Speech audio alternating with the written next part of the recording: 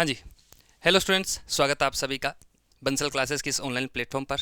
आज अपने बात करेंगे भारत में परिवहन। जैसा कि आप थंबनेल में देख भी रहे हैं कि भारत में परिवहन पर आज अपन चर्चा करने वाले हैं कि परिवहन के कौन कौन से माध्यम होते हैं, किस माध्यम से हम कितना योगदान आता है, इस प्रकार की सारी बातें अपन आज करने वाले हैं।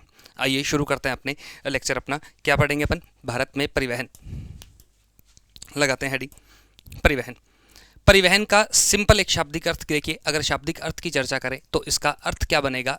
इसका अर्थ होगा एक स्थान से दूसरे स्थान पर जाना। एक स्थान से दूसरे स्थान पर जाना, ये अपना अर्थ निकलेगा किसका? परिवहन का। एक स्थान से दूसरे स्थान तक जाना, ये क्या कहलाएगा? परिवहन। परिवहन व्यक्तियों का भी होता है और वस्तुओं का भी होता है। जैसे अगर बात करें, आप कहोगे सर वस्तुओं का परिवहन, बिल्कुल। ये मार्कर जो आया है ये यहाँ थोड़ी बना है लोकल में, ये कहाँ बना है? बाहर फैक्ट्री में बना है, बड़े शहर की फैक्ट्री में बना है, जो आज मेरे हाथ में है। तो यहाँ तक कैसे आया? इसका क्या हुआ? परिवहन हुआ। आप कल एक रिश्तेदार से मिलने गए, तो वो मिलने गए तो आपने एक स्थान से दूसरे स्थान तक यात्रा करी, मतलब आपने क्या किया? परिवहन किया। तो ये परिवहन का है कि परिवहन जो है वो एक स्थान से दूसरे स्थान तक है। मोड ऑफ ट्रांसपोर्टेशन क्या हो सकते हैं? परिवहन के क्या क्या माध्यम हो सकते हैं, उनके बारे में अगर चर्चा करें तो वो कौन कौन से हैं? देखिए जरा कि या तो आप जाओगे किससे? जमीन से, या एक स्थान से दूसरे स्थान पर जाने के लिए आपको जरूरत पड़ेगी पानी की, और या फिर आप हवा में उड़कर जाओगे। भैया तीन ही माध्यम से जाओगे। जमीन से कैसे जाओगे? जमीन पे या तो बस में जाओगे, मतलब सड़क से जाओगे, या फिर रेलवे से जाओगे। दो हो गया। इसमें एक और प्रकार इंक्लूड होता है। वो प्रकार कौन सा होता है? पाइपलाइन। कौन सा प्रकार होता है? पाइपलाइन। जैसे ऑयल वाला, ऑयल और गैस जो परिवहन होता है वो कैसा होता है? वो पाइपलाइन वाला ट्रांसपोर्टेशन होता है। वो पाइपलाइन है, वो खनिजों में अपन काउंट करते हैं इसको। ठीक है। वाटर की बात करें तो वाटर में एक तो समुद्र होता है और एक अपने नदियां होती हैं। ओशनिक बोले तो समुद्र, और समुद्र के किनारे क्या बने हुए हैं? बंदरगाह बने हुए हैं। तो ये अपना कौन सा टॉपिक आ जाएगा इसमें? बंदरगाह आ जाएंगे। इनलैंड में बात करें तो ये नदियां हैं। यहाँ नदियों में अपन बात करें तो जैसे गंगा नदी, भारत का पहला राष्ट्रीय जल मार्ग जो है वो गंगा नदी पर स्थित है। NW1 नेशनल वाटरवे, तो वो कहाँ है? गंगा नदी पर स्थित है। एयर में बात करें तो एयरपोर्ट्स आ जाएंगे। एयरपोर्ट्स में दो प्रकार के एयरपोर्ट्स होते हैं। जैसे एक तो वो जिनसे हम सिर्फ और सिर्फ कहाँ की यात्रा करेंगे? भारत की। एक वो जहाँ से हम भारत के साथ साथ अंतर्राष्ट्रीय यात्रा भी कर सकते हैं। उदाहरण देखें तो राजा भोज, भोपाल का एयरपोर्ट है राजा भोज। राजा भोज एक एयरपोर्ट है भोपाल में, ये ले लीजिए। खूब सारे हैं। जैसे आप कहेंगे तो अपने राजस्थान में कहें तो उदयपुर में एक है, डबोक एयरपोर्ट है उदयपुर का, वो है। तो वो कौन सा है? वो अपने जो डोमेस्टिक है। इंटरनेशनल में बात करें तो इंटरनेशनल में जयपुर का इंटरनेशनल एयरपोर्ट है, सबसे फेमस है। IGI इंदिरा गांधी एयरपोर्ट है, इंदिरा गांधी इंटरनेशनल एयरपोर्ट है। ये भारत के सबसे इंटरनेशनल वाले मामले में सबसे बड़ा एयरपोर्ट कौन सा है? ये अपना है। जो ट्रैफिक के हिसाब से, जो कि ट्रैफिक के हिसाब से भारत का सबसे बड़ा एयरपोर्ट है, कौन सा है? Indira Gandhi international airport. तो ये चार्ट क्या है? ये चार्ट आपको बताएगा कि आपको एक स्थान से दूसरे स्थान तक जाना है या वस्तुओं को लेकर जाना है तो किस किस माध्यम से आप जा सकते हो। ये अपने ट्रांसपोर्ट है। क्या पढ़ने वाले हैं अपन? अगर ये बात करें, अपन इन सभी को पढ़ेंगे, बिल्कुल पॉइंट टू पॉइंट क्लियर करेंगे। वो लैंड भी होगा, वाटर भी होगा, और ये अपना एयर भी होगा। एयरपोर्ट्स, यहाँ सी पोर्ट्स पढ़ेंगे। भारत के 13 प्रमुख बंदरगाह कौन कौन से हैं, मैपिंग करेंगे, साथ में उनके बारे में एक्स्ट्रा फैक्ट जानेंगे, कौन कौन से फैक्ट है। यहाँ पे इनलैंड में अपन 6 जो नेशनल वाटरवेज हैं अपने, 6 अभी तक डिक्लेयर हो चुके हैं 111 है, लेकिन 6 के बारे में डिटेल अच्छी खासी है। उन अच्छी खासी डिटेल को डिस्कशन करेंगे। यहाँ अपन रेलवे में देखेंगे कि रेलवे का नेटवर्क कितना बड़ा है, विश्व में कौन सा नेटवर्क, विश्व में कौन सा स्थान रखता है, इस प्रकार की बातें करेंगे। यहाँ रोड की बात करेंगे कि रोड में NH कितने हैं, SH कितने हैं, और योजनाएं कौन कौन सी चली हैं, उन सब के बारे में चर्चा करेंगे। तो डिटेल एक ऐसा पैकेज बनाएंगे अपन इस टॉपिक का कि आपको चाहे लेक्चर आए 5, चाहे लेक्चर आए 7, वो मैटर नहीं करता, लेक्चर आए 2, लेकिन अपने लिए जरूरी है पेपर में प्रश्न सॉल्व करना। अपने 3 लेक्चर लगाए, 4 लेक्चर लगाने से अगर आप पेपर में प्रश्न कर पा रहे हो तो फिर वो 4 लेक्चर ही आपके लिए क्या है? उपयोगी। 3 लगाए, पेपर में प्रश्न ही नहीं आ रहे तो भैया वो 3 क्या काम के? स्वाभाविक सी बात है। पूरी सीरीज रहेगी, पूरी सीरीज बेस्ड रहेगी, किस पर बेस्ड रहेगी? PYQ पर बेस्ड रहेगी कि कौन कौन से PYQ हैं, साथ साथ में डिस्कशन करेंगे कौन से एयरपोर्ट का सवाल कहाँ पूछा गया है और कौन से बंदरगाह का सवाल कहाँ पूछा गया है। और सवाल PYQ तो होंगे ही, लेकिन अब बच्चे कहेंगे PYQ तो कितने रिपीट करवाओगे? लेकिन PYQ के बेस पे आगे नेक्स्ट इन फ्यूचर कौन कौन से सवाल बनेंगे उनका भी तो डिस्कशन करेंगे साथ साथ में। और सवाल कैसे घूमेगा, लैंग्वेज कैसे बदल सकती है, उसका भी अपन क्या करेंगे, डिस्कशन करेंगे कि कौन सी लैंग्वेज में किस प्रकार से सवाल बन सकता है। क्लियर है? शुरू करते हैं। आज अपन चर्चा करेंगे सड़क तंत्र पे, चर्चा करेंगे कि भारत का जो सड़क नेटवर्क है उसके बारे में क्या विशेषता है। देखिए जरा, एक तो मैं पहले एक चीज क्लियर कर दूं, सड़क नेटवर्क है, रेलवे का कोई भी, रेलवे नहीं मतलब ट्रांसपोर्टेशन का कोई भी मोड है, डेटा कोई एक फाइनल नहीं होगा। पहली बात, डेटा के चक्कर में मत उलझिएगा डेटा को। और ज़्यादा दूसरी बात, डेटा के बारे में आपसे पूछेगा भी नहीं कि ट्रांसपोर्टेशन वाले चैप्टर में डायरेक्ट डेटा जो है वो कभी भी नहीं आता, वो हमेशा आपसे रैंक पूछता है, फर्स्ट सेकंड फोर्थ थर्ड इस प्रकार की रैंक पूछेगा। और अगर पूछेगा भी तो लगभग शब्द का इस्तेमाल करके डेटा यूज़ करेगा। जैसे एक एग्जाम्पल से बता देता हूँ कि मैंने आज आपको लिखवा दिया कि इंडिया में 66,01,100 किलोमीटर की सड़कें, कल गडकरी साहब ने नहीं बनवा दी तो वो क्या हो जाएगी, बढ़ गई। अब परसों कोई रिपोर्ट जारी हो गई तो उसमें तो बढ़ी हुई आएगी। तो फैक्टर क्या काम करेगा, फैक्टर ये काम करेगा कि इसके अंदर आप डेटा को लेकर ध्यान रखिएगा, एग्जैक्ट डेटा आपको याद करने की ज़्यादा जरूरत नहीं है, जहां भी एग्जैक्ट डेटा होगा मैं आपको वहां हाईलाइट कर दूंगा, वो डेटा आप याद करेंगे। क्लियर है? बढ़ते हैं आगे, भारत में सड़क नेटवर्क की तो चर्चा करते हैं। भारत में कुल सड़क नेटवर्क कितना है, कुल सड़क नेटवर्क कितना है? 66.2 लाख किलोमीटर की सड़कें भारत के अंदर विद्यमान है। और इस नेटवर्क के बेस पे अगर बात करें, कुल नेटवर्क के बेस पे बात करें तो भारत का स्थान कौन सा है, भारत का विश्व में स्थान कौन सा है? दूसरा स्थान है। तो फिर पहला किसका है, प्रथम कौन है? प्रथम है अपने अमेरिका। प्रथम कौन है? अमेरिका, याद रखिएगा। फिर और क्या बात कर सकते हैं, सड़क नेटवर्क का योगदान कितना है, योगदान की चर्चा कर लेंगे कि कंट्रीब्यूशन कितना है, किसमें कितना कंट्रीब्यूशन है। कि अगर बात करें माल परिवहन में, चर्चा करें कि माल परिवहन में, माल को लाने ले जाने में सबसे ज्यादा योगदान सड़क का है। सड़क का योगदान लगभग कितना है, 60 से 65% के आसपास। कहीं आपको लिखा मिलेगा 64% है, कहीं लिखा मिलेगा 65% है, कहीं लिखा मिलेगा 60% है। तो ये योगदान है 60 से 65 का। जबकि बात करें किसका, यात्री परिवहन का कितना है, यात्री परिवहन का कितना योगदान है, यात्री परिवहन के लिए योगदान जो है वो अपने इसके अंदर है 85 to 87% तक का, ये यात्री परिवहन में योगदान है। किसका? सड़क नेटवर्क का योगदान है कि सड़कों के माध्यम से कितने माल का परिवहन होता है और कितने यात्रियों का परिवहन होता है, ये अपनों ने पॉइंट कवर किए। अब देखते हैं कि इस 66 लाख किलोमीटर में भारत में नेशनल हाईवे कितने हैं, स्टेट हाईवे कितने हैं, वे अन्य सड़कें कितनी हैं। देखेंगे जरा, देखेंगे क्या बनेगा यहां,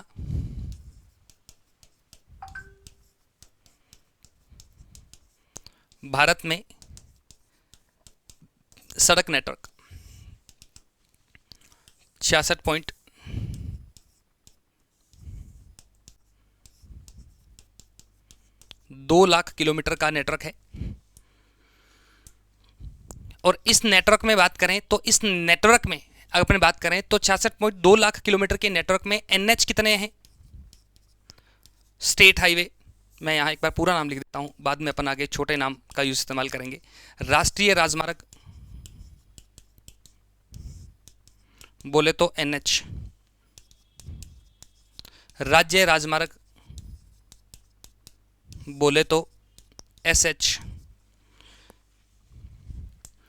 एनएच कितने परसेंट है, 2.3% तो एनएच है, 2.7% क्या है, ये अपने स्टेट हाईवे है। लगभग राउंड ऑफ करके 3% के आसपास माने जाते हैं, 2.3। एनएच हाईवे, एनएच के जो नेशनल हाईवे की जो लेंथ है वो लेंथ है 1.46 लाख किलोमीटर है। कितने किलोमीटर है, 1.46 लाख किलोमीटर इसकी लेंथ है। किसकी लेंथ है, ये अपने नेशनल हाईवे की लेंथ है, जिसे हमने टारगेट रखा है, इसका लक्ष्य जो निर्धारित किया है कि भैया इस लेंथ को हम बढ़ाकर ले जाएंगे 2 लाख किलोमीटर तक। कब तक ले जाएंगे, 2 लाख किलोमीटर तक ले जाएंगे। और कब तक लेकर जानी है, 2037 तक। ये सरकार ने टारगेट रखा है कि 2037 तक हम इसे बढ़ाकर 2 लाख किलोमीटर कर देंगे 1.46 लाख से। आज़ादी के टाइम पे अगर बात करें तो भारत में सड़क नेटवर्क जो था आज़ादी के टाइम पे 1951 में जो सड़क नेटवर्क हुआ करता था वो हुआ करता था 3.99 लाख किलोमीटर का। 3.99 लाख किलोमीटर का सड़क नेटवर्क हुआ करता था। अभी कितना है? 66 लाख, लगभग 66 लाख के आसपास मानिए मोटा मोटा तौर पर कि 66 लाख है। विश्व में कौन सा स्थान है? दूसरा स्थान। मामला क्लियर है? आई होप आपको चीज़ें क्लियर हुई होंगी। आगे बढ़ते हैं। अब ये बाकी 5% हो गया, बाकी बच गई क्या? अन्य सड़कें। अन्य सड़कें, और अन्य सड़कों का परसेंटेज कितना है? वो अपना परसेंटेज है 95% है। कितना प्रतिशत है? 95% अन्य सड़कों का नेटवर्क है। अन्य सड़कें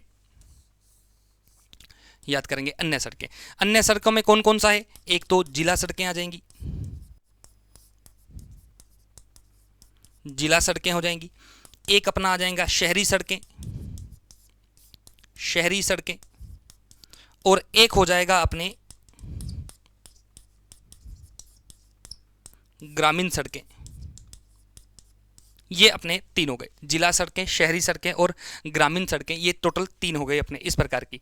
जिला सड़कें बोले तो ऐसी सड़कें जो जिले के मुख्य टाउन जो होते हैं, टाउन बोले तो कि ना तो गांव है ना पूरे तरीके से शहर है, बीच का जो क्षेत्र होता है उसको अपन टाउन कहते हैं। कि एक शहर के अंदर जितने, एक जिले के अंदर जितने भी टाउन हैं, उन टाउन्स को जोड़ने के लिए जो बनाएंगे वो क्या बनेगी? वो जिला सड़कें बनेगी। तो लिखेंगे जिले के शहरों को जोड़ने हेतु, जिलों के शहरों, जिले के शहरों को जोड़ने हेतु ये बनेगी। ये सड़कें निर्माण कौन करवाएगा? अरे भैया लोकल गवर्नमेंट इनका निर्माण करवाएगी, जिला परिषद है जिला परिषद जो है वो इसका निर्माण करेगी। जिला परिषद या लोकल बॉडी अपन लिख सकते हैं कि स्थानीय निकाय जो होते हैं वो इसका निर्माण करते हैं। शहर वाला क्या है? एक शहर की प्रमुख सड़कें, शहर के अंदर, शहर के भीतर सड़कें, और ग्रामीण सड़कें गांवों को जोड़ने वाली सड़कें, जोड़ने वाली सड़कें। ये मामला है पूरा। ये सड़कों का वर्गीकरण है कि सड़कें कितनी प्रकार की होंगी, कितना कितना रेशो है, कितना कितना योगदान है। एनएच, इन दोनों के बारे में डिटेल से पढ़ेंगे। कौन से राज्य में सबसे ज़्यादा है, कौन से राज्य में कितने नेशनल हाईवे हैं, इस प्रकार से इनके डिटेल में पढ़ेंगे। इनके बारे में डिटेल में पढ़ने की कोई आवश्यकता नहीं है, ये बस आपको इतना सा याद रखना। ये भी याद रह जाए तो ठीक है, ना रहे तो ज़्यादा लोड लेने की ज़रूरत नहीं। बढ़ते हैं राष्ट्रीय राजमार्ग पे आते हैं। देखिए जरा,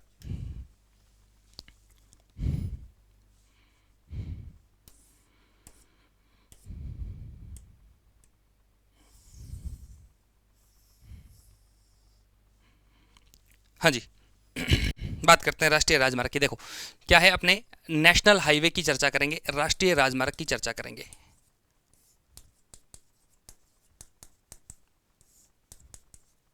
नेशनल हाईवे, नेशनल हाईवे की चर्चा करेंगे।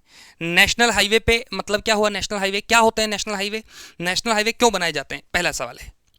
नेशनल हाईवे का मतलब होता है ऐसी सड़कें जो देश की राजधानी को बाकी राज्यों की राजधानी से जोड़ेगी, या फिर ऐसी सड़कें जो देश की राजधानियों को आपस में, राज्यों की राजधानियों को आपस में कनेक्ट करेगी। जयपुर से लखनऊ एक सड़क गई, लखनऊ से दिल्ली कनेक्ट हो जाएगा, हैदराबाद से दिल्ली कनेक्ट हो जाएगा, हैदराबाद से चेन्नई कनेक्ट हो जाएगा। तो ये क्या है? ये नेशनल हाईवे है। ये क्या है? National highway. तो नेशनल हाईवे क्या होते हैं? ये देश की राजधानी को, देश की राजधानी को, देश की राजधानी को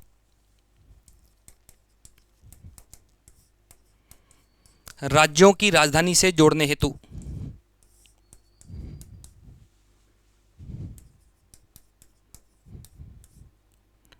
तथा राज्यों की राजधानी को आपस में जोड़ने हेतु, राज्यों की राजधानी को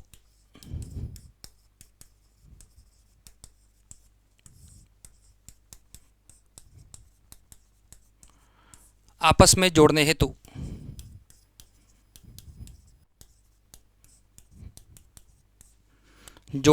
निर्मित,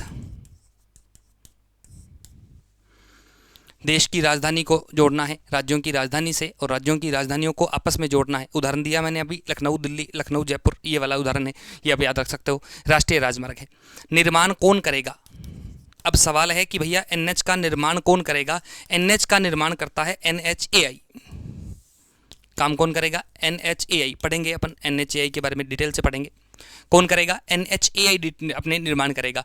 NHAI किसके अधीन काम करता है? ये एक विभाग है, केंद्रीय लोक निर्माण विभाग।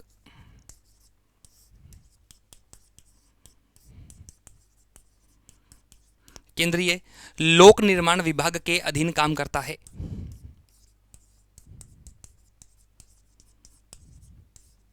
लोक निर्माण विभाग के अधीन आता है। इसे इंग्लिश में कहते हैं CPWD, central public works department. एक बार फिर से बोलेंगे, central public works department CPWD के अंतर्गत काम करता है। ये मंत्रालय कौन सा होगा? ये विभाग किस मंत्रालय के अंडर में आएगा? तो राष्ट्रीय राजमार्ग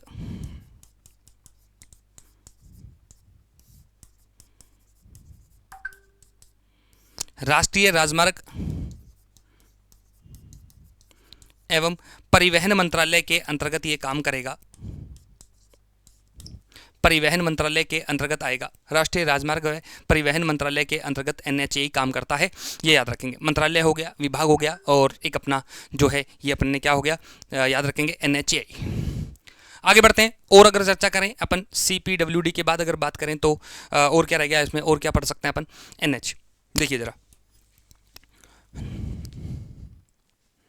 नोट लगाएंगे, एक नोट लगाकर एक लाइन लिखेंगे अपन यहाँ पे, नोट लगा के, कि NH जो है, NH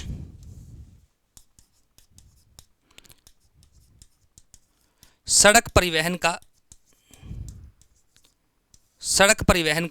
40% हिस्सा वहन करते हैं।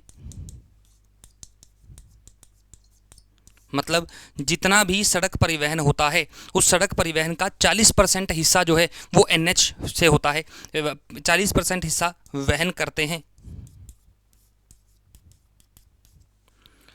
NH। सड़क परिवहन का 40% हिस्सा वहन कौन करेगा? ये अपने NH वहन करते हैं। लेकिन NH है कितने? मात्र 2.3% की सड़कें ही पूरे सड़क परिवहन का 40% है। तो आपको पता लग रहा होगा कितनी इंपॉर्टेंट है। एक बात हमेशा ध्यान रखिएगा, परिवहन के बारे में मैं हमेशा एक बात कहता हूँ कि जैसे धमनी और शिराएं अपने शरीर में होती हैं और वहीं से पूरा ब्लड सर्कुलेशन अपना चलता है, उसी प्रकार से एक देश की अर्थव्यवस्था में सड़कें, धमनी और शिराओं का रोल प्ले करती हैं। जब तक सड़कें अच्छी नहीं होंगी, सामान एक स्थान से दूसरे स्थान पर नहीं जाएगा, इससे मार्केट में आपूर्ति, सप्लाई नहीं हो पाएगी। और सप्लाई, जहाँ जहाँ सप्लाई नहीं होगी वहाँ दाम हमेशा ही क्या रहेंगे? ऊंचे रहेंगे। वहाँ कंपटीशन कम रहेगा। तो वहाँ कंपटीशन बढ़ाना है, ग्राहकों के लिए अच्छी व्यवस्था करनी है, ग्राहकों को ज़्यादा विकल्प उपलब्ध करवाने हैं, तो देश में सड़कें क्या होनी चाहिए? प्रॉपर। ये तो हो गई माल परिवहन की बात। अगर व्यक्ति के परिवहन की बात करें तो व्यक्ति के परिवहन में जितनी सड़कें अच्छी होंगी उतना समय कम लगेगा, उतना पेट्रोल की खपत कम आएगी। इससे पोल्यूशन नहीं होगा, इससे हमारे जो अपने पेट्रोल जिस पर निर्भर हैं अपन, उसकी खपत क्या होगी? कम होगी। वो हमें आयात नहीं करना पड़ेगा, इंपोर्ट नहीं करना पड़ेगा, हमें ये लाभ हो जाएगा। तो सड़कें देश के विकास में बड़ी महत्वपूर्ण होती हैं। तो इसलिए ये NH जो है वो डेवलप किए गए हैं। आज तो अपन देख भी रहे हैं कि एक्सप्रेसवे, भारत का पहला एक्सप्रेसवे 2002 में बना था, लेकिन अब तो खूब सारे बन चुके हैं। दिल्ली मुंबई एक्सप्रेसवे सबसे लंबा एक्सप्रेसवे है। तो खूब सारी चीज़ें जो हैं वो यहाँ डेवलप कर ली गई हैं। बात करते हैं NH के बारे में। और NH के बारे में चर्चा क्या करेंगे? और NH के बारे में चर्चा क्या करेंगे अपन? देखिए जरा, अब देखेंगे कि NH की लंबाई और संख्या।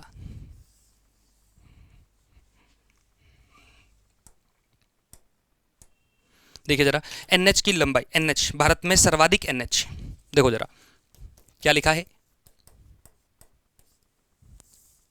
यहां हेडिंग लगाते हैं, भारत में NH, भारत में सर्वाधिक NH। ये दो आधारों पर बात करते हैं। नेशनल हाईवे दो आधारों पर डिस्कशन होता है इनका। किस आधारों पे होता है? एक तो अपना बनेगा कि नेशनल हाईवे जो है वो अपने संख्या के आधार पर, और एक बनेगा लंबाई के आधार पर। देखो जरा, लंबाई के आधार पर,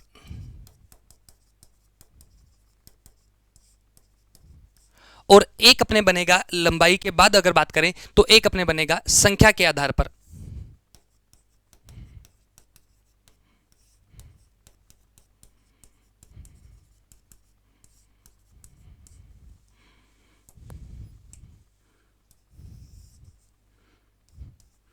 एक नंबर तो आ जाएगा संख्या के आधार पर बात करें। अच्छा, पहले लंबाई के आधार पर चर्चा कर लेते हैं, उसके बाद संख्या के आधार पर आएंगे। लंबाई के आधार पर भारत में सबसे ज्यादा एनएच जो हैं वो है महाराष्ट्र में, 2 नंबर पे है यूपी में, और 3 नंबर पे है राजस्थान में। महाराष्ट्र में तो जो है वो है 18,400 किलोमीटर के आसपास है, लगभग मैं बता रहा हूँ 18,400 किलोमीटर की लंबाई आप मान के चलिए, ऊपर नीचे होते रहेंगे, अपने राउंड ऑफ याद कीजिए 18,400। यूपी में जो है वो 12,200 किलोमीटर के हाईवे हैं, जबकि राजस्थान में 10,700 किलोमीटर के नेशनल हाईवे हैं, ये आप याद रखेंगे। संख्या के आधार पर चर्चा करें तो संख्या के आधार पर सबसे ज्यादा है महाराष्ट्र में, 2 नंबर पे है यूपी में, 3 नंबर पे है आंध्र प्रदेश में, और आंध्र प्रदेश के साथ कौन रहेगा? बिहार रहेगा, क्योंकि दोनों में 55-55 है। महाराष्ट्र में 102 एनएच है, जबकि यूपी में अगर बात करें तो यूपी में 88 एनएच है, और आंध्र प्रदेश में चर्चा करें तो 55 एनएच हैं, जबकि बिहार में भी चर्चा करें तो 55 एनएच हैं बिहार में। याद रखिएगा ये आंकड़े क्लियर है। लंबाई के आधार पे हो गए, संख्या के आधार पे। अगर भारत में देखें, भारत में कुल एनएच कितने हैं? भारत में कुल एनएच कितने हैं? 670 नेशनल हाईवे जो हैं वो भारत के अंदर हैं। कितने हाईवे हैं? 670 नेशनल हाईवे इंडिया में हैं। आगे बढ़ते हैं, हो गया वाला नेशनल वाला, एनएच वाला बात हो गई। अब एक मामला यार रह गया, क्या NHAI क्या है? आपके मन में सवाल आ रहा होगा कि NHAI लिखवा तो दिया, अरे भैया बता तो दो क्या है NHAI। तो आइए चर्चा करते हैं NHAI की। तो NHAI क्या है?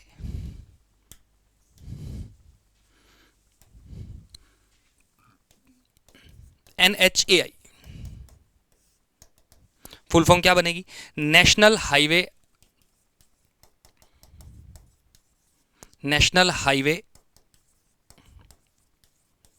Authority of India.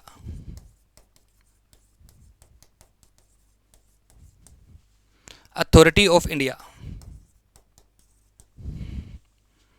National highway authority of India. भारतीय राष्ट्रीय राजमार्ग प्राधिकरण हिंदी बनेगी, भारतीय राष्ट्रीय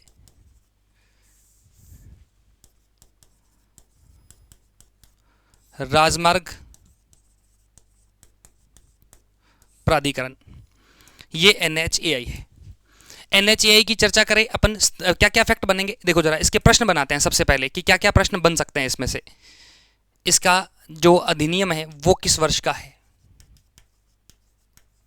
एक तो ये, दूसरा इसने कार्य प्रारंभ कब किया था? कार्य प्रारंभ कब किया था? तीसरा, इसका मुख्यालय कहाँ है? और चौथा, अपने मंत्रालय कौन सा है? किसी भी संस्था को जब भी पढ़ें तो ये सवाल पूछेगा उस संस्था से, आपके जवाब अपने आप आ जाएंगे कि कौन कौन से सवाल बन सकते हैं। मिनिस्ट्री की अगर बात करें अधिनियम की, तो NHAI एक्ट आया था 1988 में। NHAI एक्ट आया था 1988 में, जबकि इसने काम कब से प्रारंभ किया था? 1995 से इसने अपना काम शुरू कर दिया था। मुख्यालय कहाँ है? मुख्यालय है नई दिल्ली में। मुख्यालय कहाँ है? मुख्यालय है नई दिल्ली में। और मंत्रालय कौन सा है? नई दिल्ली में मुख्यालय है, मंत्रालय कौन सा है? इसका मंत्रालय अपने है सड़क परिवहन मंत्रालय।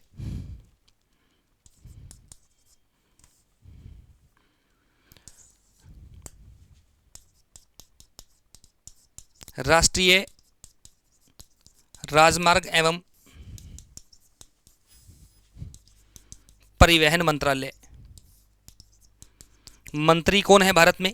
इस मंत्रालय के मंत्री कौन है इंडिया के? नितिन गडकरी। नितिन गडकरी कौन है?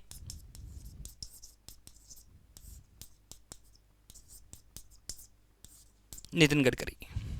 राष्ट्रीय राजमार्ग एवं परिवहन मंत्रालय, मंत्री है नितिन गडकरी। कौन है? नितिन गडकरी। याद करेंगे NHAI एक्ट है 1988 का। मुख्यालय है अपने, कार्य प्रारंभ करेंगे 1995 में। मुख्यालय नई दिल्ली में, मंत्रालय अपने कौन से हैं? परिवहन मंत्रालय है। नितिन गडकरी जी यहाँ के क्या हैं? मिनिस्टर हैं।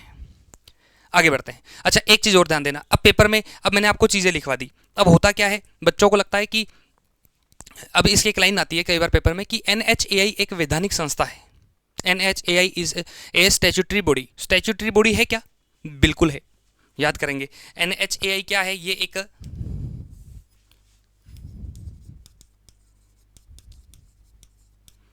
एक वैधानिक संस्था है। क्या है? ये एक वैधानिक संस्था है। वैधानिक संस्था याद रखेंगे कि एक ये वैधानिक संस्था है, स्टैट्यूटरी बॉडी है।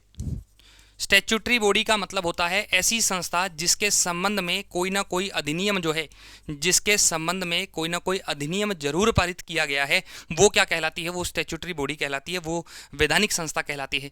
ठीक है, मतलब जिसके बारे में संसद ने कोई कानून बना रखा हो, वह संस्था क्या कहलाती है? वह वैधानिक संस्था कहलाती है। आगे आते हैं, अपन आगे पढ़ते हैं।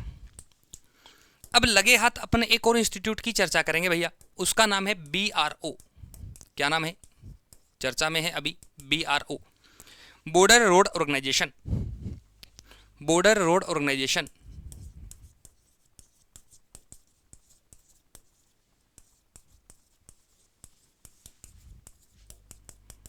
बॉर्डर रोड ऑर्गेनाइजेशन, ये अपने BRO है। इसको हिंदी में कहेंगे सीमा सड़क संगठन। क्या है? सीमा सड़क संगठन जो है ये BRO है। स्थापना कब हुई थी? वही सेम सवाल पूछेंगे, इससे भी सेम सवाल पूछेंगे भैया। क्या पूछेंगे अपन इससे? स्थापना कब हुई थी, मुख्यालय कहाँ है, और मंत्रालय कहाँ है, कौन सा मंत्रालय है। देखिए जरा, स्थापना के बारे में बात करें तो ये 7 मई 1960। अब मैंने कहा था कि अपन PYQ की भी चर्चा करेंगे, तो यही एक PYQ है जो पूछा जा चुका है कि BRO डे कब होता है। BRO डे कब होता है? वो होता है 7 मई को। ये PYQ है, याद रखिएगा, 7 मई को PYQ अपने क्या है, BRO डे बनाया गया है। मुख्यालय जो होता है वो मुख्यालय कहाँ है? इसका मुख्यालय बना है अपने नई दिल्ली में। नई दिल्ली में। मंत्रालय कहाँ है इसका? कौन सा मंत्रालय है इसका? रक्षा मंत्रालय, जो दिल्ली में स्थित है अपना, डिफेंस मिनिस्ट्री, रक्षा मंत्रालय है, डिफेंस मिनिस्ट्री है। और डिफेंस मिनिस्ट्री, अपने डिफेंस मिनिस्टर कौन है वर्तमान में? ये अपने हैं राजनाथ सिंह। क्या नाम है? राजनाथ सिंह यहाँ अपने क्या है, मिनिस्टर है, याद रखेंगे। क्लियर हुआ? आगे बढ़ते हैं। रक्षा मंत्रालय वाला हो गया अपने। और काम क्या करेगा, देखिए जरा, कार्य क्या करेगा, फंक्शन क्या है इसके। पहला एक फंक्शन है, 2 प्रकार के काम करता है। एक तो क्या, भारत के सीमावर्ती क्षेत्रों में,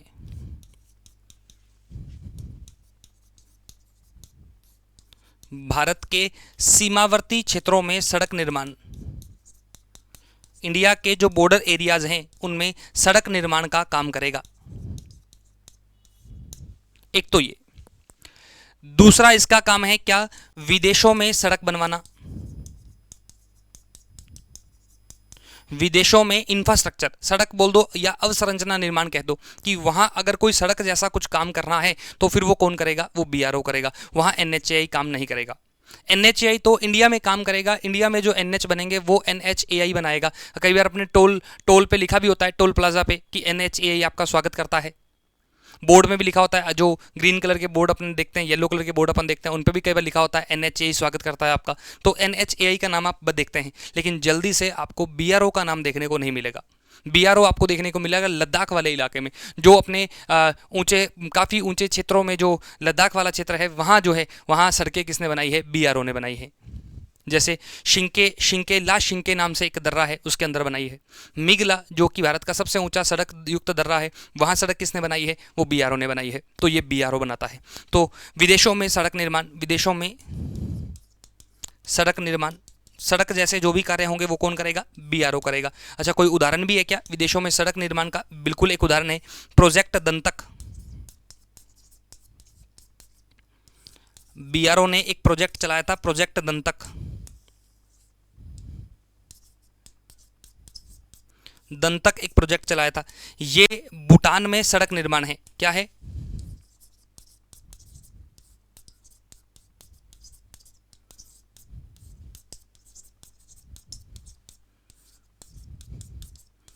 भूटान में सड़क निर्माण हेतु, भूटान में सड़क निर्माण हेतु एक प्रोजेक्ट है, उस प्रोजेक्ट का नाम क्या है? दंतक है। और भी कुछ प्रोजेक्ट है क्या? लिख लो, यहाँ पे लिख देता हूँ। बीआरओ के प्रमुख प्रोजेक्ट, दो चार प्रोजेक्ट के नाम लिख लो, थोड़ा सा काम आ जाएंगे, कभी पूछ लेगा पेपर में। लिखो बीआरओ के प्रमुख प्रोजेक्ट।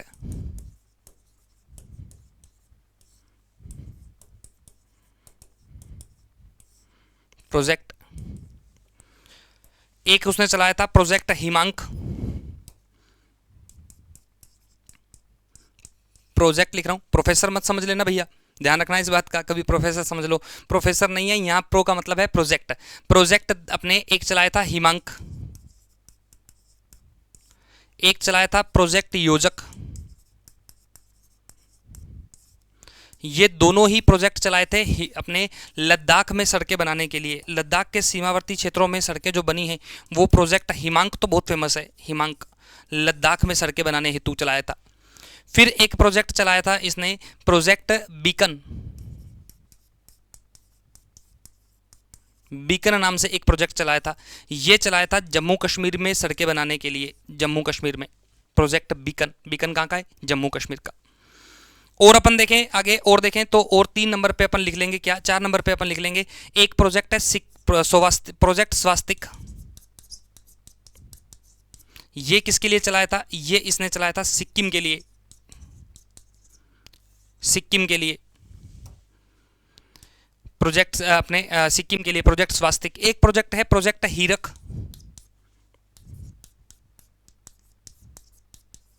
प्रोजेक्ट हिराक कहते हैं, हिराक या हीरक भी कहते हैं इसको।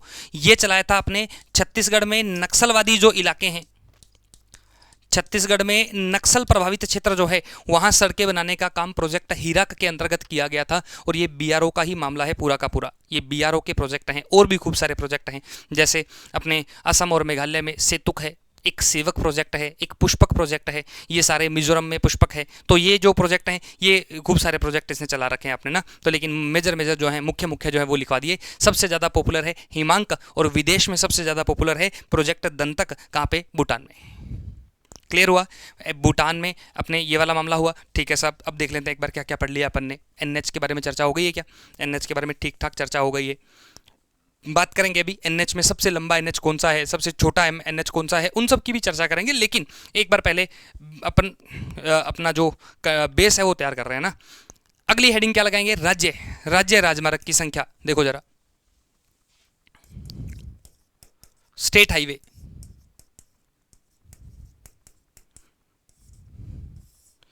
राज्य राजमार्ग,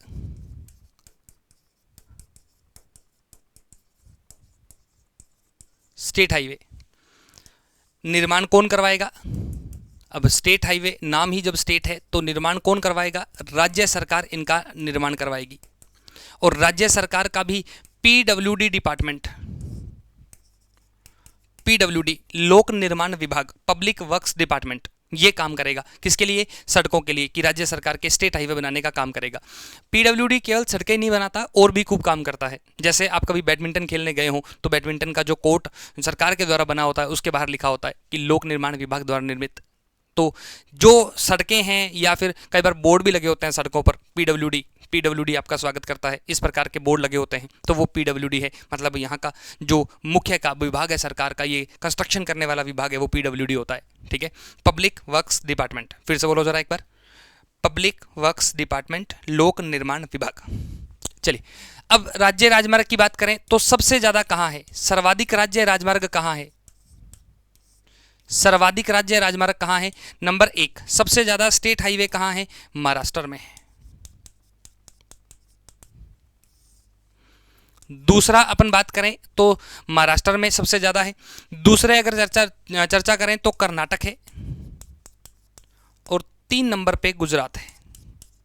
ये भारत के वे राज्य हैं जहां सबसे ज़्यादा जो है वो स्टेट हाईवे मौजूद हैं। तो ये 3 राज्य हैं, महाराष्ट्र, कर्नाटक और गुजरात। बस स्टेट हाईवे में इतना ही पढ़ेंगे अपन, स्टेट हाईवे इतना ही पढ़ना है अपन को, इससे ज़्यादा डीप स्टेट हाईवे में नहीं जाना, बाकी में जाएंगे अपन, इसमें नहीं जाएंगे। ठीक है, एनएच पे चलेंगे, एनएच की चर्चा करेंगे कि कौन सा एनएच क्या काम करता, कितना लंबा है, क्या है। हाँ जी ठीक है, शुरू करें, आगे आगे बढ़े। देखो जरा,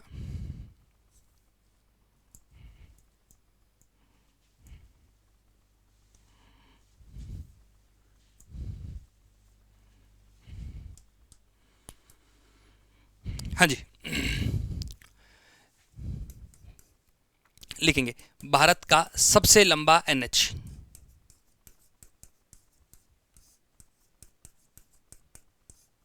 भारत का सबसे लंबा एनएच कौन सा एनएच है?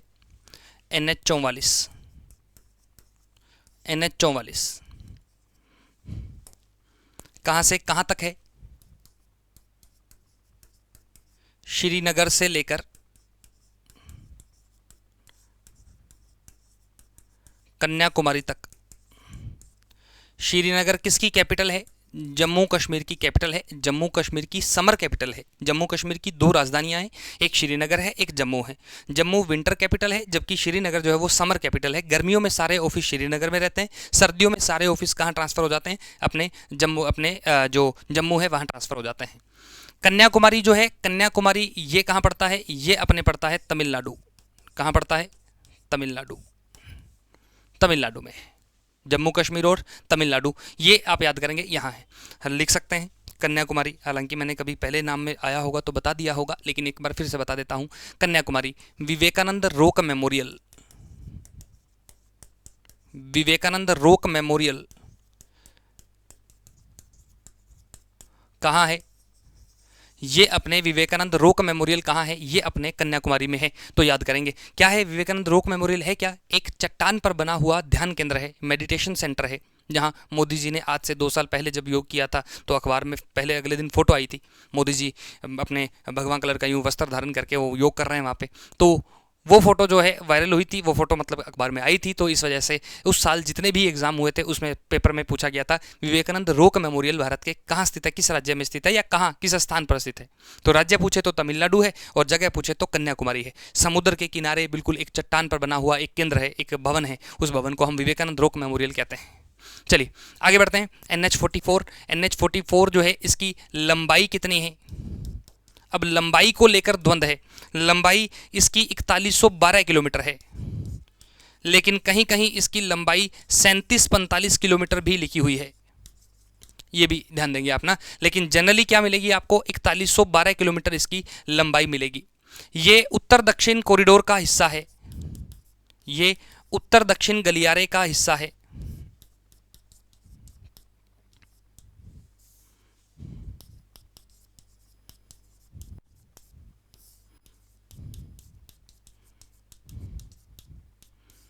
उत्तर दक्षिण गलियारे का हिस्सा है, मतलब north south corridor. North south corridor यही है, नॉर्थ साउथ कॉरिडोर। उत्तर से लेकर दक्षिण तक भारत सरकार ने सड़क बनाई है जो सभी राज्यों को, लगभग ज़्यादातर बड़े राज्यों को क्रॉस करते हुए नीचे तक जाती है। उसकी शुरुआत श्रीनगर से होती है और कन्याकुमारी तक जाती है। लेकिन कुछ एक्स्ट्रा पार्ट भी इस गलियारे के अंदर इंक्लूड है, उत्तर दक्षिण गलियारे के अंदर कुछ एक्स्ट्रा पार्ट भी है, इसलिए ये माना जाता है कि ये NH 44 जो है वो इस गलियारे का हिस्सा है। याद करेंगे। अगर बात करें इसका विस्तार कहाँ है, अगर उसकी चर्चा करें तो इसका NH 44 का जो विस्तार है वो कहाँ है? देखिए जरा एक बार कि इसका विस्तार भारत के 10 राज्यों में है और 2 यूटी में है। यूटी कौन से हैं? यूटी कौन से हैं?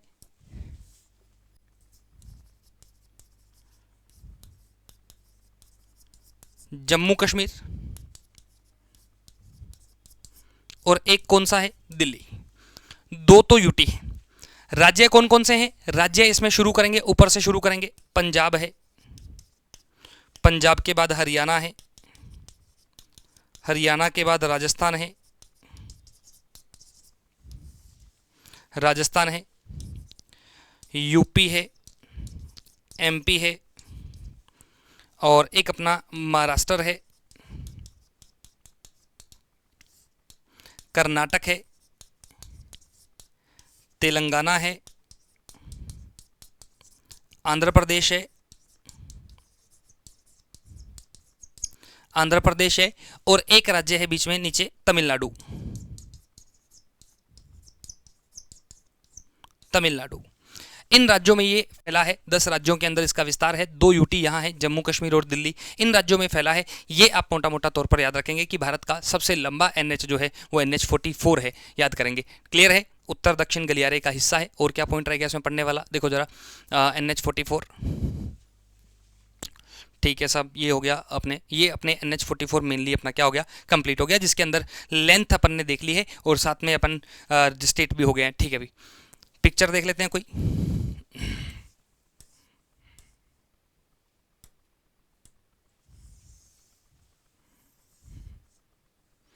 देखिए जरा, ये अपना पिक्चर है NH44 का।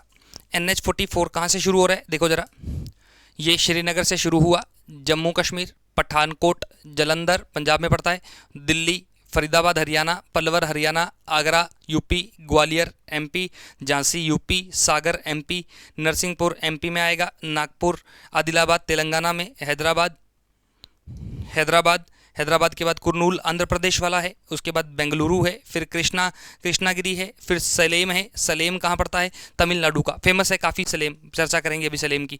सलेम में मदुरई है, उसके बाद लास्ट में कहाँ है, श्री कन्याकुमारी जाना है। याद रखना, लिख लो, चाहे अलग से नोट लगा लो, पेज के ऊपर वाले पेज के ऊपर वाले हिस्से में लिख लो, सलेम एक जगह का नाम है और वो कहाँ है, तमिलनाडु। हाल ही में राजस्थान का जो SI एग्जाम था उसके अंदर भी सलेम नाम देखने को मिला था। सलेम कहाँ है, तमिलनाडु में है, याद रखिएगा सलेम। ठीक है, खनिजों के लिए फेमस है, खनिज वाला क्षेत्र है सलेम तमिलनाडु का। ठीक है, तो ये थोड़ा सा याद रखोगे। NH44 क्या नाम है, NH44। आगे बढ़ते हैं, दूसरे पे चलते हैं। इसके बाद भारत का दूसरा सबसे लंबा NH कौन सा है, देखो जरा,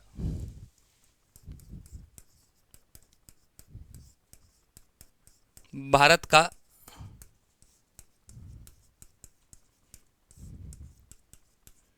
दूसरा सबसे लंबा NH,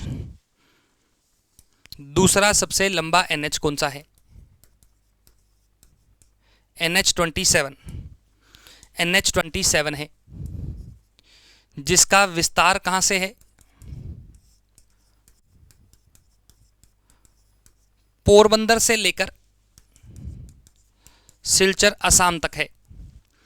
पोरबंदर कहां पड़ता है, गुजरात में। सिलचर कहां पड़ता है, असम में। पोरबंदर से लेकर सिलचर असम तक फैला है कौन सा, दूसरा सबसे लंबा नेशनल हाईवे, NH27। क्या नाम है, NH27, याद रखेंगे। तो NH27 यहां फैला है। ठीक है साहब, लंबाई बता दो हमें तो कितनी है, लंबाई इसकी है 3507 किलोमीटर, 3507 किलोमीटर इसकी लंबाई है। और क्या खास बात है, यह पूर्वी पश्चिम गलियारे का हिस्सा है, पूर्वी पश्चिमी गलियारे का हिस्सा है। ये गलियारा पढ़ेंगे लास्ट में, आपके मन में आ रहा होगा कि ये गलियारा है क्या मामला, गलियारे वाला लास्ट में विद स्टेट पढ़ेंगे अपन कि कौन सा जो स्टेट है उसको इंक्लूड करने हैं। पूरा लेक्चर जो है वो इस तरीके से डिज़ाइन किया गया है कि आपको बिल्कुल चीज़ें एक सिस्टमेटिक मैनर में मिलेंगी। ऐसा नहीं होगा कि एक चीज़ अपन पेज नंबर 1 पे पढ़ रहे हैं फिर पेज नंबर 10 पे कोई उसी से जुड़ी चीज़ पढ़ रहे हैं, नहीं, एक नंबर पेज पे जो चीज़ है उसका सारा सार एक नंबर पे ही डाल दिया गया है। तो ये अरेंज्ड मैनर है, इसलिए आपको थोड़ा सा पेशेंस रखना होगा, धैर्य रखना होगा। अपन आगे इसकी चर्चा करेंगे कि कौन सा गलियारे कौन से हैं, उनके बारे में बात करेंगे। क्लियर है, आगे बढ़ते हैं। यह पूर्वी पश्चिमी गलियारे का हिस्सा है, कॉरिडोर का हिस्सा है। हिस्सा भी नहीं कहो तो सीधा ही कह दो कि ये तो गलियारा ही है, ये भी मान सकते हैं अपन गलियारा ही है, लेकिन चूंकि कुछ किलोमीटर का अंतर होता है इस वजह से अपन ये मान लेते हैं कि गलियारे का हिस्सा है। विस्तार कहाँ है इसका, राज्यों में कितना विस्तार है, देखो जरा, ये NH27 है, कुल कितने राज्यों को क्रॉस करेगा, कुल कितने राज्यों को क्रॉस करेगा, 7, कुल 7 राज्यों को क्रॉस करेगा। 7 राज्य कौन से हैं, देखो जरा, अपने 7 राज्य 7 नहीं होंगे, 6 राज्य होंगे। ये माफी चाहूंगा, 7 राज्य ही होंगे। कौन कौन से 7 राज्य, देखिए जरा, नक्शे में एक बार बता देता हूं आपको। वो बीच में जो रील होती है वो दूसरी चल गई कि दूसरे नेशनल हाईवे की दिमाग में आ गया, तो इस वजह से यहाँ कंफ्यूजन हुआ।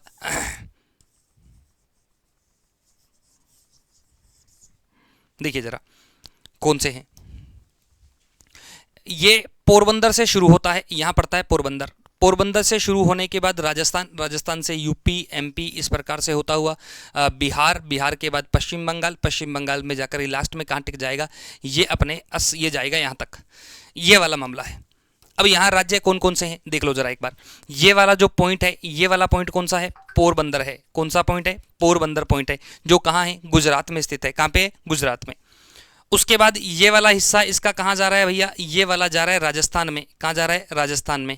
राजस्थान के बाद नीचे एमपी की तरफ जाएगा, फिर ये यूपी की तरफ जाएगा, यहाँ ये बिहार है, और बिहार के बाद अगर बात करें तो बिहार के बाद ये कौन सा है, ये अपने पश्चिम बंगाल है।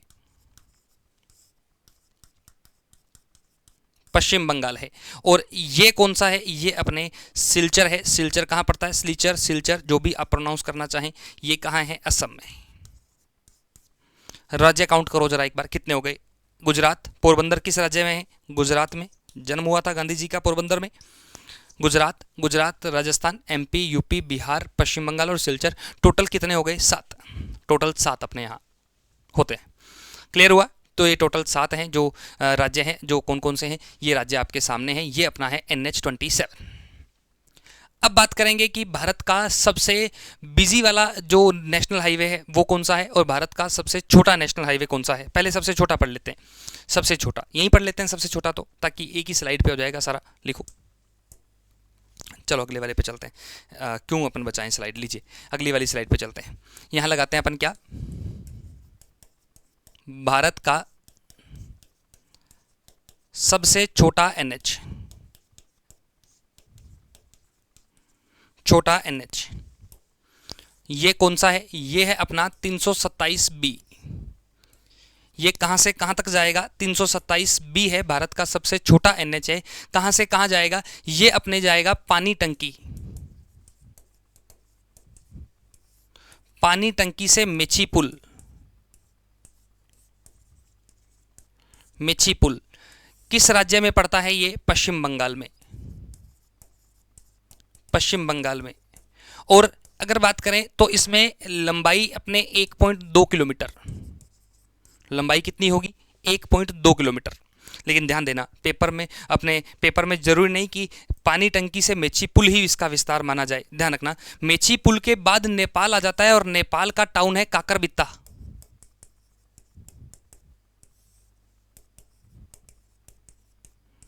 कहां पड़ता है काकरबित्ता, नेपाल में। कि मेची पुल तक तो इंडिया है, इसके बाद आगे नेपाल शुरू हो जाता है, और नेपाल में काकरबित्ता पहला टाउन पड़ता है। तो ये भी आ सकता है पेपर में कि 327B है वो पानी टंकी को काकरबित्ता से जोड़ता है, तो भी सही माना जाएगा। तुम्हें क्या आता है, मुझे क्या आता है, ये कोई मतलब नहीं है। पेपर में सही कर पा रहे हैं नहीं कर पा रहे हैं, वो सबसे ज़्यादा जरूरी होता है। तो आपको हमेशा जब भी आप कुछ पढ़ें, आपको ये मूल्यांकन करना है कि क्या पेपर में इसके अलावा कुछ आ सकता है, मतलब इसी लाइन को किसी और तरीके से फ्रेम किया जा सकता है क्या, ये सवाल आपको देखने पड़ेंगे। जब आप ये देखेंगे तो आपके दिमाग को ऑटोमेटिक एक हैबिट हो जाएगी, वो हर जगह ये चीज़ अपने आप ही अप्लाई कर देगा। ठीक है ना। तो ये थोड़ा सा ध्यान देना कि आपको ये पता होना चाहिए कि पेपर में पानी टंकी से काकरबित्ता भी आ सकता है। राज्य पश्चिम बंगाल है, जहां अभी चुनाव होने वाले हैं। और अभी बात करें तो 1.2 किलोमीटर ये सबसे छोटा जो है वो अपना नेशनल हाईवे है। और इसकी पिक्चर भी सरकार ने जारी कर रखी है। मैं एक बार दिखा देता हूँ आपको। नहीं होगा क्या इसमें, है नहीं इसमें पिक्चर, कोई बात नहीं। चलिए, ये मैंने आपको बता दिया, वैसे याद रखिएगा कि हाँ जी। अब बात करेंगे भारत के सबसे व्यस्त NH की।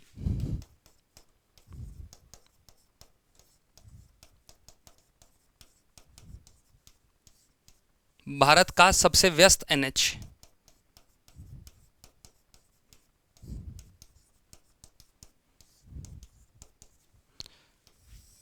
सबसे व्यस्त NH कौन सा है, सबसे व्यस्त NH है अपना NH-48।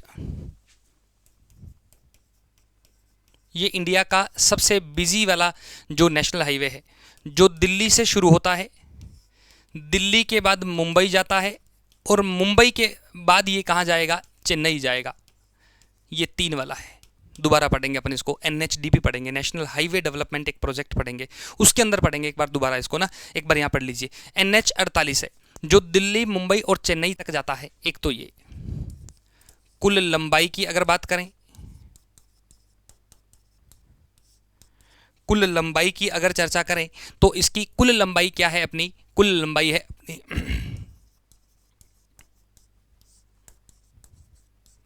2807 किलोमीटर। कितनी है, 2807 किलोमीटर है। कहां कहां जाता है,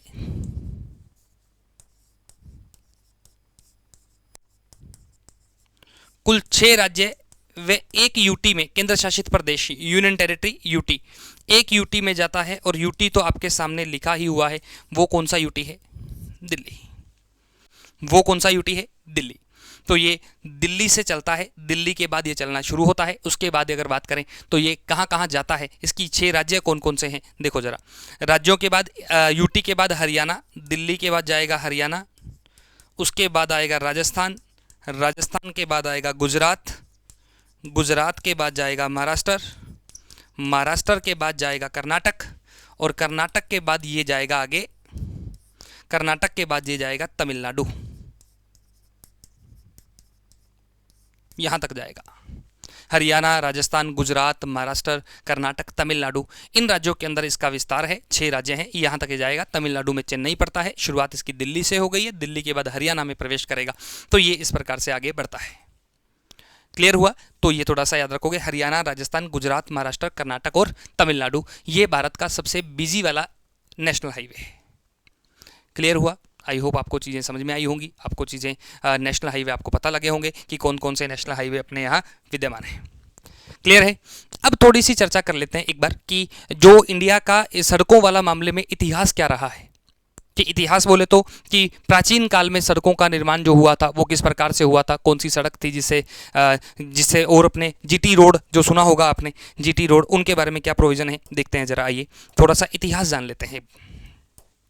ये मुख्य मुख्य फैक्ट हो गए एनएच के बारे में कि एनएच कौन से हैं। आगे बढ़ेंगे, योजनाएं पढ़ेंगे, सड़कों की योजनाएं कौन कौन सी भारत सरकार ने चला रखी हैं, उन योजनाओं के बारे में जिक्र करेंगे। उसके अलावा अपन कहें तो अपने योजनाओं के अलावा अगर अपन कहें तो जैसे कहेंगे पुल हैं, सुरंग हैं, इनके बारे में भी चर्चा करेंगे। कौन से सुरंग कहाँ है, कौन सा पुल कहाँ है, इनके बारे में भी डिस्कशन करेंगे। तो अपने इस चैप्टर को पूरा इस तरीके से बनाएंगे कि कंटेंट थोड़ा सा एक्स्ट्रा बनेगा, लेकिन क्वेश्चन बाहर नहीं जाएगा। जिस तरीके के डीप पेपर आ रहे हैं उनके लिए ऐसे कंटेंट की जरूरत भी है। ठीक है, चलिए बात करें आगे। बात करें तो इतिहास जानते हैं। इतिहास, भारत में सड़क निर्माण का इतिहास।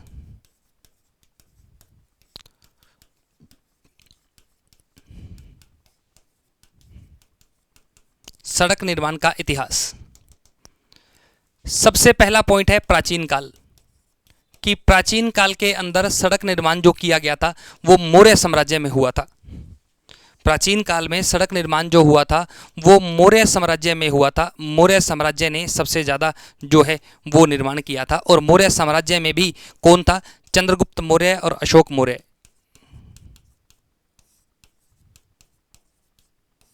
चंद्रगुप्त मौर्य, सम्राट अशोक मौर्य जो है उन्होंने इसका इनमें सड़क निर्माण में इंटरेस्ट दिखाया था। चंद्रगुप्त मौर्य ने तो उत्तरापथ का निर्माण करवाया था। किसका निर्माण करवाया था? उत्तरापथ का।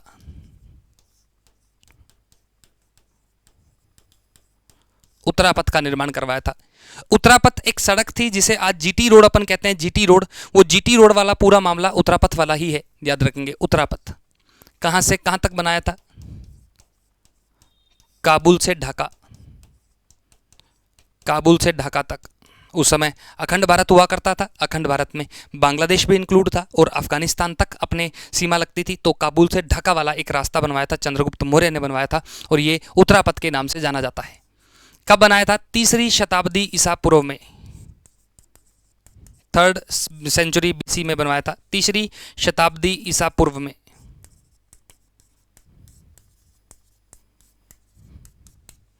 पूर्व में निर्माण करवाया गया था उत्तरापथ का। फिर आते हैं मध्यकाल पर कि भाई साहब ठीक है, ये एक मुख्य सड़क बना दी आपने चंद्रगुप्त मौर्य ने। फिर आते हैं मध्यकाल में। मध्यकाल में शेरशाह सूरी। मध्यकाल में राजा कौन थे? शेरशाह सूरी के काल में। शेरशाह सूरी के काल में क्या हुआ था? यहां उत्तरापथ का पुनर्निर्माण करवाया गया था।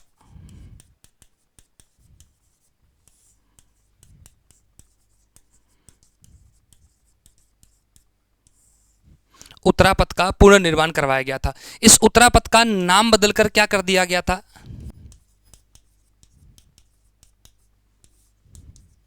उत्तरापथ का नाम बदलकर क्या कर दिया गया था? इस उत्तरापथ का नाम कर दिया गया था अपने, उत्तरापथ का नाम कर दिया गया था शाही राजमार्ग।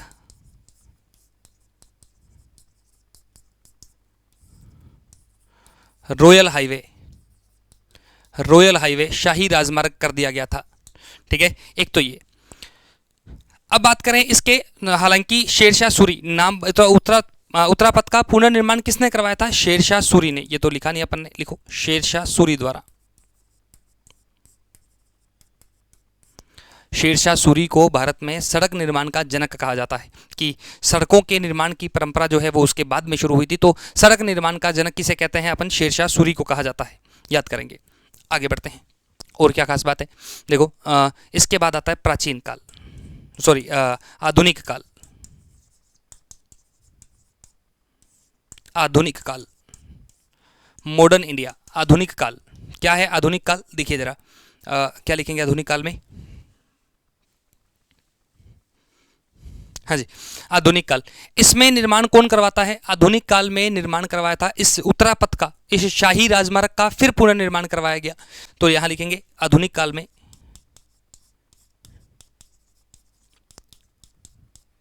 शाही राजमार्ग का पुनर्निर्माण।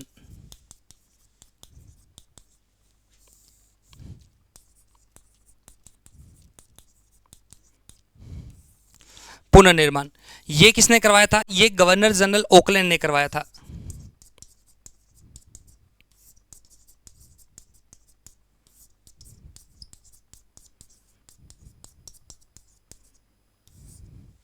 गवर्नर जनरल ऑकलैंड द्वारा इसका पुनर्निर्माण करवाया गया था। और अगर बात करें इसमें, और अगर बात करें कि वर्तमान में, और इसका नाम बदला गया था, इसका शाही राजमार्ग का ऑकलैंड ने नाम बदलकर क्या कर दिया था? जीटी रोड रख दिया था। नाम बदला, नाम बदल के क्या रखा गया? GT road. GT road Punjabi समुदाय में तो बहुत यूज होता है कि मैं गड्डी तो जीटी रोड ते चढ़िए, मतलब पंजाब में ऐसा कुछ कहा जाता है, जीटी रोड वाला। जीटी रोड फुल फॉर्म क्या है देखिए जरा,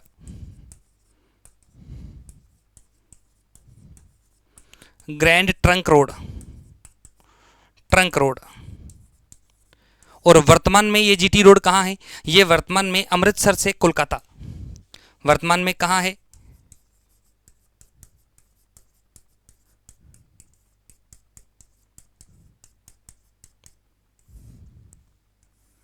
अमृतसर से कोलकाता। वर्तमान में कहाँ है? अमृतसर से कोलकाता में ये जीटी रोड जो वर्तमान समय में कहाँ है? ये है। पहले काबुल से ढाका थी, ढाका से काबुल थी, बांग्लादेश से अफगानिस्तान, लेकिन अभी ये कहाँ से कहाँ तक है? कोलकाता से अमृतसर के जो रोड है ये अपने जीटी रोड कहते हैं, अपन इसको जीटी रोड। भारत में सड़कों के विकास में सबसे ज़्यादा अगर भूमिका निभाई थी तो वो वॉयसरॉय का नाम था डलहौजी, लॉर्ड डलहौजी जो थे उन्होंने भूमिका निभाई थी। तो देखिए जरा,